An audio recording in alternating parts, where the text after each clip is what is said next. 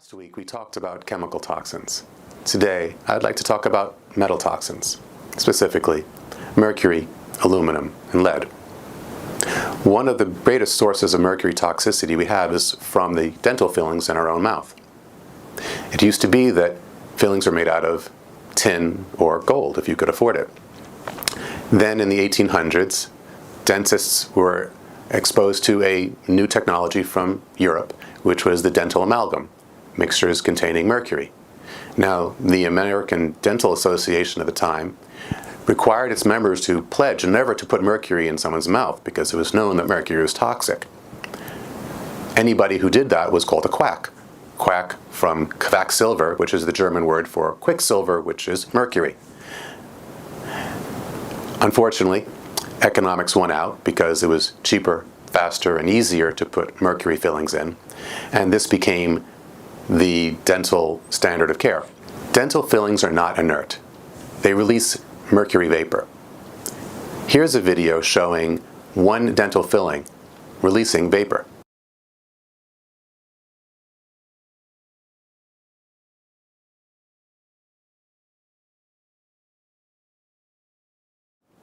On average, a mercury filling releases 17 micrograms of mercury per day, but up to 500 micrograms if you drink hot liquids, like tea or coffee, grind your teeth at night, or smoke. Now, here's another video showing the effect of mercury on a nerve. You can see it's melting.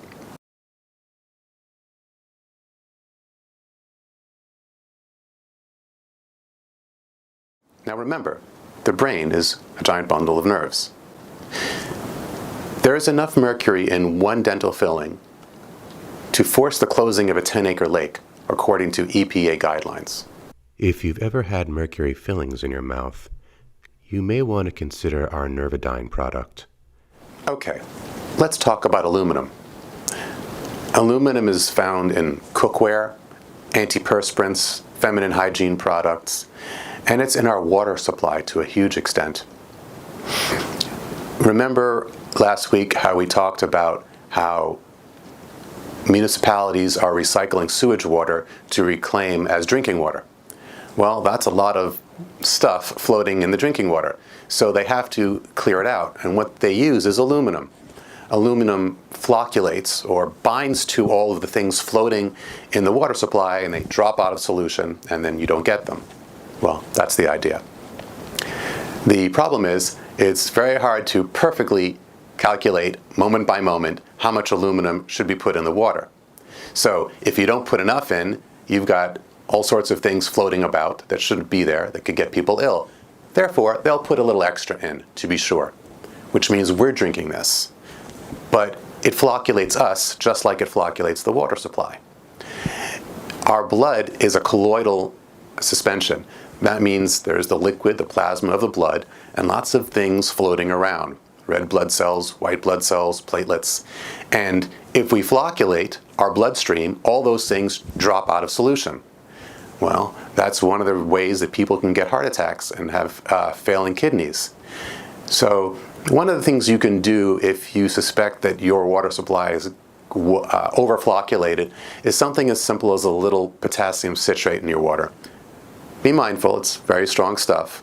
You're going to need a scientific scale to get the right amount, or if you buy it in capsules, that'll work too. So there's the aluminum. Okay, let's talk about lead. Lead's been in the news a lot, starting with Flint, Michigan, and then now town after town is showing up with high lead levels. What's going on is not only are we doing better testing to find out places where industry has illegally dumped lead into the groundwater, but the water supplies of this country are getting old. And a lot of them were done with lead solder in the pipes. So drinking water that's going through these pipes getting lead.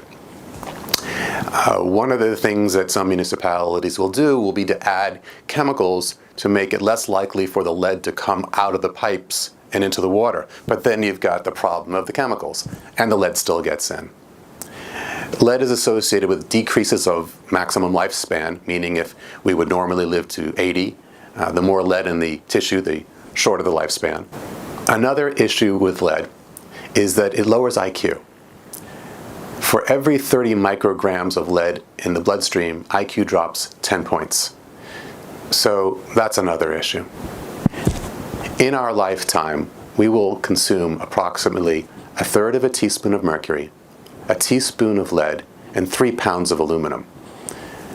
The problem with getting metals out is they bond very strongly to tissue. Lead looks like calcium, so the body incorporates it in the bones. Aluminum looks like magnesium, and the brain loves magnesium, so it goes up into the brain, hence the connection with Alzheimer's. Mercury looks like selenium, which most people are deficient in. So mercury goes up into the thyroid and causes thyroid disorders, among other things. So what we need to do is to find something that has a greater affinity for the metal than our own tissue. One thing that you can use is EDTA. EDTA is short for ethylene diamine tetraacetic acid. Tetra is 4. Acetic acid is basically vinegar. So what you've got are 4 vinegar groups attached together to a protein. Now, EDTA has a very strong bond for toxic metals, stronger than the bond makes for our own, with our own body. So when we get it into our system, the EDTA will literally tear it away from us and hang on to it. Chelation has a number of amazing effects. One thing people don't realize is that calcium can actually act as a toxic metal, not because of what it is, but because of where it goes. As we age, calcium tends to leave the bones and go in the soft tissue, in the breasts, in the prostate, in the arteries, in the brain, in the kidneys. It goes everywhere. So as we get older, we have to start thinking of calcium deposition as well.